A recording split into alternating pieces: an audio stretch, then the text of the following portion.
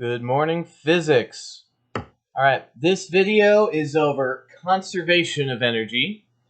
And we're going to be kind of comparing conservation of energy with the work energy theorem because there are some similarities, and I see people use one when they should be using the other a lot. So I want to spend some time going through this. First thing that I want to hit is when we covered the work energy theorem, the basic premise is that the energy lost, so the difference between your initial and final energy, has to be equal to the work that was done. In this case, rather than subtracting the initial and final energies to figure out how much work was done, you say that the initial energy and the final energy has to be the same. And you guys all know the law of conservation of energy. Energy cannot be created or destroyed, only transferred from one type to another. You learned it in like 3rd grade. So you've been using it for a while. But in conservation of energy, we're saying that zero energy leaves the system. So when we say lost, remember, energy is never actually lost. It only changes. But in thermal energy, mechanical energy has been lost if it turns into thermal energy, which is where the work energy theorem comes in. So,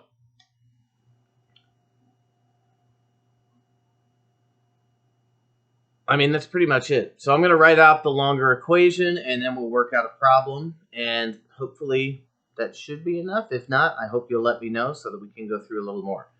I'm actually going to try and upload this before class today, so fingers crossed it might actually happen. Let's see. Now, so work energy theorem, we said it's the final mechanical energy minus the initial mechanical energy. But in the law of conservation of energy, it's the final energy is equal to the initial energy. So using the same 4 types of mechanical energy, we have translational kinetic energy plus rotational kinetic energy plus gravitational potential energy plus elastic potential energy is equal to, am I going to run out of room here? I'm going to have to write the second one a little smaller. And that is the initial is equal to the translational kinetic energy plus the rotational kinetic energy plus the gravitational potential energy plus the elastic potential energy final. And this is your starting point for this equation, or for these problems. So you start by looking at a problem and saying, okay, at the beginning of this problem, do I have this? Do I have this? Do I have this? Do I have this? So I've only got this one. Okay, so then I'm going to write PEG initial equals. Then at the end of the problem, you look at it and you go, oh, okay, well now I've only got this one at the end of the problem. So PEG initial has to be equal to PEE final. And that's it. And then from here, you actually plug in the values or the smaller equations for these numbers, and then we can solve it. So I'm going to work problem. I lost it. There it is. 32 from page 155. And I'll kind of walk you through some of the issues that we see there, and then we should be good to go. So I'm going to pause this and put some information on the board, and then we'll get started.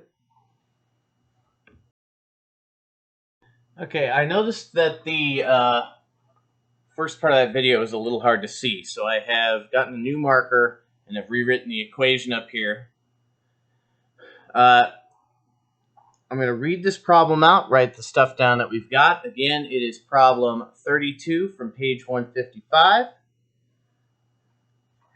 A 50 kilogram pole vaulter, so right there, we've got a mass. We have the mass of the pole vaulter is 50.0 kilograms. Running at 10 meters per second, volts over the bar. So we have a V of 10 meters per second. And by the way, I'm writing 0.0 because it does actually say 0.0 in the problem. Oh, except it didn't on either of those. I'm just making those up. Okay. Don't mind me, I'm making up significant figures. Her speed when she is above the bar is 1.0 meter per second. That time I didn't make it up.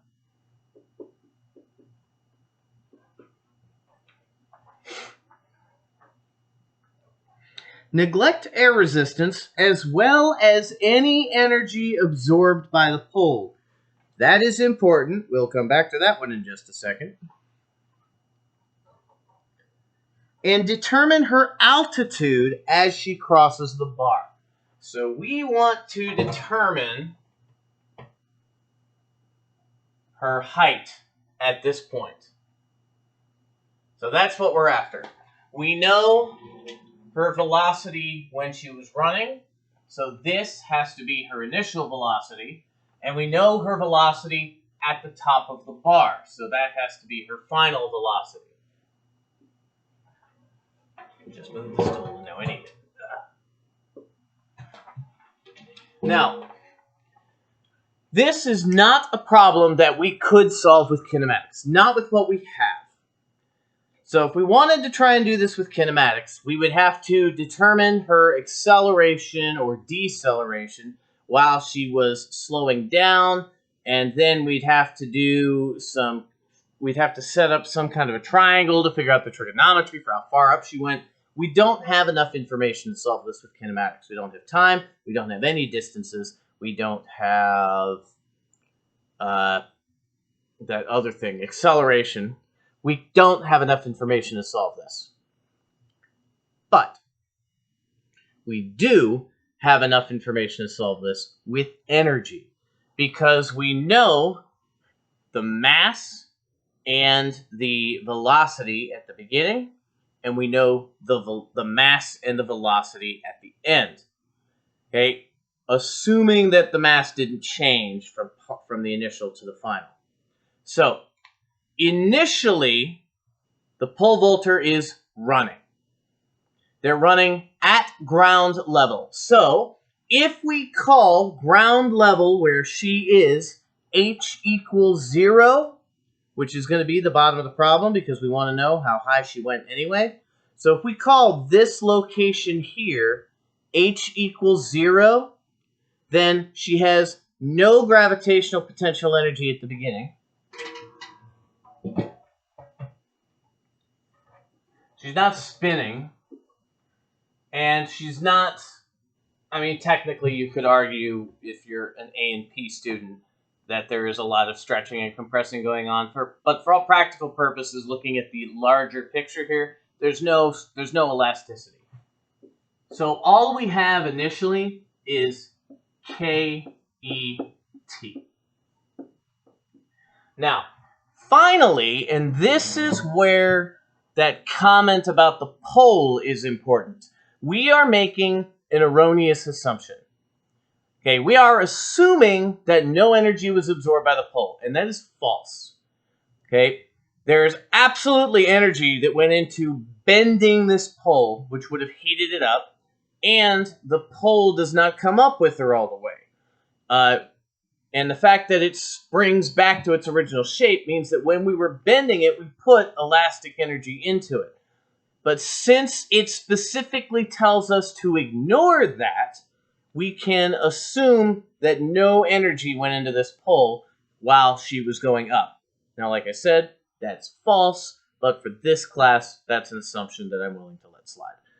So, at the end of this, finally, when she's at the top, she has no elastic potential energy. She has no rotational energy, assuming she's not, like, pirouetting while she goes over, which would only make this harder, and we haven't actually covered rotational energy yet, so obviously that would be pretty mean of me to give that one. Does she have translational kinetic energy? Well, yeah, she's still moving. She's still translating up here. So that means she has to have translational kinetic energy. Does she have gravitational potential energy? Well, I hope so, because if not, we can't solve this problem. She is at height. She is above the bottom of the problem, so we can say that she has gravitational potential energy. So, the initial kinetic energy that she had when she was running has to be equal to the sum of the translational kinetic energy she has while flying plus the gravitational potential energy she has at the same time. And then at that point, you've done all of your creation. Now we just need to plug in. So translational would be mv squared over 2 equals mv squared over 2 plus mgh. Now, this v and this v are not the same. Okay, there is a critical variable in each of these terms that you have to keep track of. In kinetic energy, it's going to be the velocity. So the initial here ends up on the v. The final also ends up on the v. The final here, height, is what changes as gravitational potential energy changes. So this is what's going to acquire the F. In elastic, it's the x. Okay, so elastic potential energy is equal to kx squared over 2. This is what's changing, so that's what gets the subscript. In rotational kinetic energy, it's going to be the omega, which is the angular velocity. And that's probably something that I should have mentioned in class in the video for work energy theorem. So I'll try to make sure I mention that in class today. Now that we've said that, my algebraic-minded individuals will have noticed, hey, there's something really easy we can do right off the bat. M is present in all 3 equations, so it will divide out. And if we multiply by 2, we can go down to just 1 2 instead of 2 2's. So if we take the whole thing times 2, then our equation will become vi squared equals vf squared plus, I just wasted time with it too, oh well, 2ghf. Now, what are we actually trying to find? This is a bad habit that I picked up, and it's actually a useful trick. Get rid of your fractions, and your algebra usually gets easier, and it still will be easier. But what we're actually looking for here is h. So we need to get everything away from h. So the first thing we want to do is subtract vf to the other side.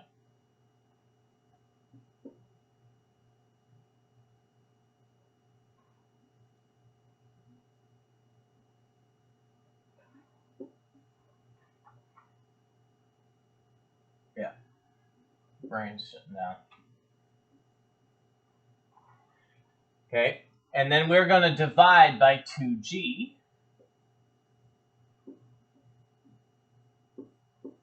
which gives us h by itself.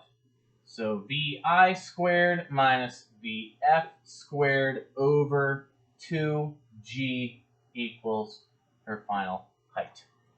We know this. We know this. We didn't need the mass, but we had it. And g is a constant, so we just plug and chug. So then to get this final answer, we would plug in 10 squared, which would be 100, minus 1 squared, which would still be 1, divided by 9.8 times 2, which I used to know, 0.81 times 2, which I used to know that off the top of my head. I want to say it's 16.92.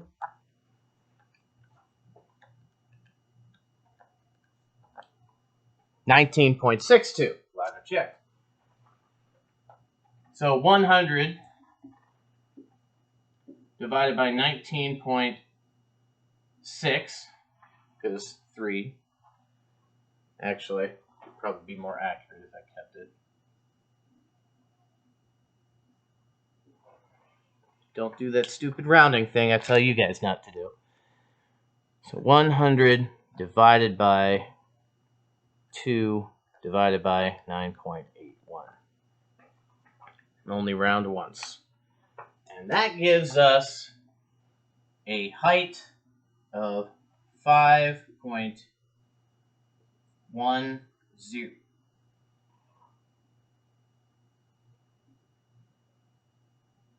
5.1 meters. So this would be our answer. And that's pretty much all there is to it. Once you get to this point, it's just like any other algebra problem that we've been doing. You just have to solve for the thing you don't know. This is the part that's different. Much like in Chapter 4, where we had to write sum of forces equations before we could actually start solving the problems, conservation of energy problems and work energy problems, you start with a definition and you have to turn it into an equation. So for work energy theorem, that definition is that the work done is equal to the change in mechanical energy. For conservation of energy, it means it's just that the mechanical energy final must be equal to the mechanical energy initial. So that is it for this video. Let me know if you need a hand or if you're getting stuck on anything. Remember, this quiz is going to be next week, so don't let it back up on you. Say something now. That's it for this one, and I'll see y'all today, I guess, in about 4 or 5 hours. Have a good